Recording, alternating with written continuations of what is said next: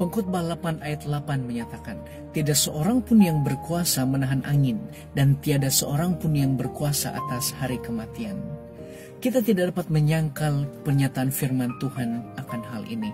Hari ini kita tahu bahwa tidak ada satupun teknologi manusia yang dapat mengubah haluan angin. Dan tidak ada satupun teknologi manusia yang dapat membatalkan angin yang akan tiba. Demikian juga dengan hal kematian, bahwa tidak ada satupun penemuan manusia yang dapat membatalkan kematian, yang dapat mengelakkan kematian, yang dapat sekalipun hanya memperlambatkan proses penuaan. Namun kematian itu adalah satu hal yang nyata dalam kehidupan manusia. Bagaimana dengan Yesus? Masih ingat bagaimana Yesus berkuasa menahan angin? Markus 4 merekodkan cerita ini, bahwa pada waktu Yesus dan murid-muridnya sedang berada di dalam perahu dan menyeberangi Tasik Galilea. Waktu itu angin tiba-tiba datang dan taufan datang dan menggerakkan air di Galilea. Dan perahu yang dinaiki oleh mereka itu hendak terbalik dan dimasuki oleh air. Dan murid-murid Yesus mulai resah, mulai bimbang, sehingga mereka datang kepada Yesus yang sedang tertidur dan menyatakan, "Guru, engkau tidak peduli kalau kita binasa?" Lalu Yesus bangun dan dia menghardik dan dia mengarahkan semuanya dan mengatakan, "Diam, tenanglah." Dan seketika juga angin itu reda dan Tasik itu menjadi tenang sekali. Bagaimana dengan hal Yesus berkuasa atas kematian? Masih ingat cerita Lazarus? Bahwa Lazarus sudah dikuburkan beberapa hari lamanya dalam kubur, lebih kurang 4 hari. Dan Yesus datang di sana dan membangkitkan Lazarus.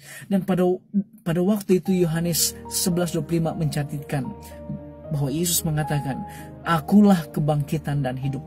Barang siapa percaya kepadaku, ia akan hidup walaupun ia sudah mati."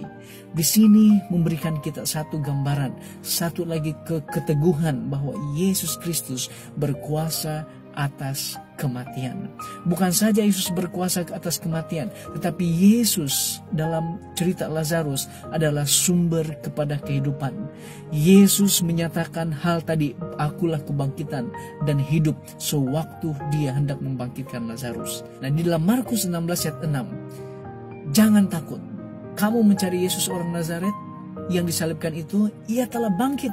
Ia tidak ada di sini. Lihat, inilah tempat mereka membaringkan dia." Di sini Yesus telah disalibkan dan dia telah diturunkan daripada salib dan dia dikuburkan. Dan Maria Magdalena bersama dengan wanita yang lain, mereka pergi melihat kubur Yesus. Dan apabila mereka tiba di sana, ada seorang malaikat yang menyatakan bahwa Yesus telah bangkit dan tidak ada di sini. Nah, sekarang kembali kepada Pengkhotbah 8:8.